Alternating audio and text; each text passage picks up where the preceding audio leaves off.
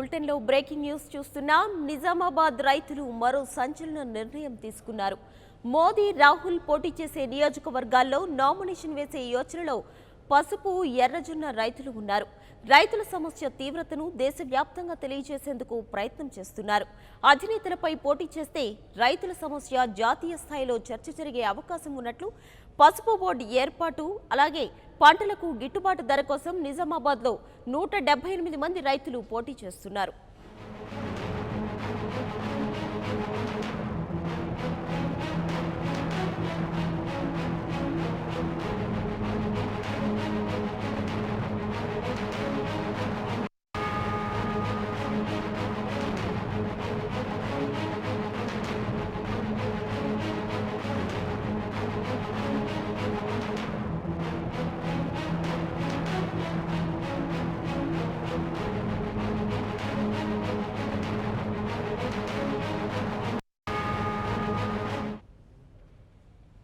నిజామాబాద్ రైతులు మరో సంచలన నిర్ణయం తీసుకున్నారు. మోదీ రాహుల్ పోటీ చేసే నియోజకవర్గాల్లో నామినేషన్ వేసే యోచనలో పసుపు ఎర్రజొన్న రైతులు ఉన్నారు. రైతుల సమస్య తీవ్రతను దేశవ్యాప్తంగా తెలియజేసేందుకు ప్రయత్నం చేస్తున్నారు. అధినేతలపై పోటీ చేస్తే రైతుల సమస్య జాతీయ స్థాయిలో చర్చ జరిగే అవకాశం ఉన్నట్లు పసుపు బోర్డు ఏర్పాటు, అలాగే పంటలకు గిట్టుబాటు ధర కోసం నిజామాబాద్లో 178 మంది రైతులు పోటీ చేస్తున్నారు.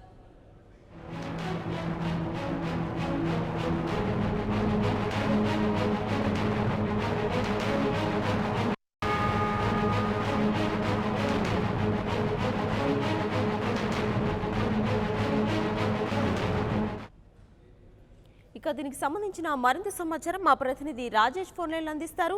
రాజేష్, చెప్పండి, నిజామాబాద్ రైతులు మరో సంచలన నిర్ణయం తీసుకున్నట్లు తెలుస్తుంది. వారిలో 178 మంది రైతులు పోటీ చేయనున్నట్లు తెలుస్తుంది. మరి దీనికి సంబంధించి అప్డేట్స్ ఏంటి? నిజామాబాద్ జిల్లాకు సంబంధించి, ఉమ్మడి జిల్లాకు సంబంధించి పార్లమెంట్ నియోజకవర్గం సంబంధించిన ఇప్పటివరకు పసుపు ఎర్రజొన్న రైతులు ఇప్పటివరకు తీసుకున్న నిర్ణయం, పార్లమెంటు స్థానానికి ఏదైతే పోటీ చేయడం జరిగిందో 178 మంది ఇప్పటివరకు రైతులు ఇక్కడ పోటీ చేయడం జరిగింది. ఇది ఇప్పటికే దేశవ్యాప్తంగా సంచలనం చెప్పుకోవచ్చు. సంచలన నిర్ణయం తీసుకోవడానికి రైతులంతా కూడా సిద్ధమయ్యారు. మోదీ రాహుల్ సంబంధించిన వాళ్ళ నియోజకవర్గాల్లో 170కి పైగా నామినేషన్ వేయాలని చెప్పి రైతులంతా తీర్మానించుకోవడం తెలుస్తుంది. ఎందుకంటే కారణం కేవలం దేశవ్యాప్తంగా ఇప్పటివరకు పార్లమెంట్ ఎన్నికల్లో రైతులు పోటీ చేసిన సంఘటనలో నిజామాబాద్ పార్లమెంట్ స్థానం ఏకైక ఒకటే అని చెప్పుకోవచ్చు. అందులో భాగంగానే దేశ నాయకులు ఎవరైతే ఉన్నారో రాహుల్ గాంధీ అలాగే మోదీ వాళ్ళపైన రైతులు కనుక నామినేషన్ వేస్తే మా సమస్య ఏదైతే మేజర్ సమస్య ఏదైతే ఉందో, ప్రధాన డిమాండ్ పసుపు ఎర్రజొన్న రైతులకు సంబంధించి పసుపుకి సంబంధించి ఎర్రజొన్నకి 3,500, పసుపుకి 15,000 రూపాయలు గిట్టుబాటు ధర కల్పించాలని చెప్పేసి ఇప్పటివరకు ఏదైతే ప్రధాన డిమాండ్ ఉన్నాయో, అలాగే పసుపు బోర్డు విషయంలో ఇప్పటికే కాంగ్రెస్ పార్టీ కానీ అలాగే బీజేపీ పార్టీ కానీ ఇప్పటికే మోసం చేశారని చెప్పేసి రైతులంతా కూడా తీవ్ర ఆందోళన వ్యక్తం చేస్తున్న పరిస్థితి. ఇందులో భాగంగానే మొత్తంగా దేశవ్యాప్తంగా రైతులకు సంబంధించి కూడా ఏదైతే డిమాండ్స్ ఉన్నాయో ఆ డిమాండ్స్ సంబంధించి మోదీ రాహుల్ నియోజకవర్గాల్లో పోటీ చేయడానికి సిద్ధమయ్యారని చెప్పుకోవచ్చు.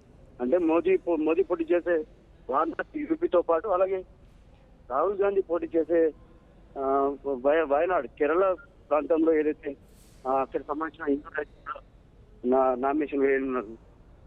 కానీ దేశవ్యాప్తంగా ఈ నిర్ణయం ఏదైతే ఉందో ఇప్పటివరకు నిజామాబాద్ పార్లమెంట్ స్థానం పోటీ చేసిన సంఘటనలు ఇప్పటివరకు దేశవ్యాప్తంగా చర్చనీయాంశంగా మారింది. మొన్నటి పార్లమెంట్ ఎన్నికల్లో ఇక్కడ రిజల్ట్ రాకముందే ఇప్పుడు దేశవ్యాప్తంగా మొత్తం నిజామాబాద్ పార్లమెంట్ వైపు చూస్తున్నప్పుడు, కానీ ఇప్పుడు రాహుల్ గాంధీ మోదీపై చేస్తున్న ఏదైతే నామినేషన్ దాఖలు ఏవైతే అవుతున్నాయో రైతులకు సంబంధించి ఇది దేశవ్యాప్తంగా మరింత సంచలనం సృష్టిస్తుందని చెప్పుకోవచ్చు. Right Rajesh, thank you.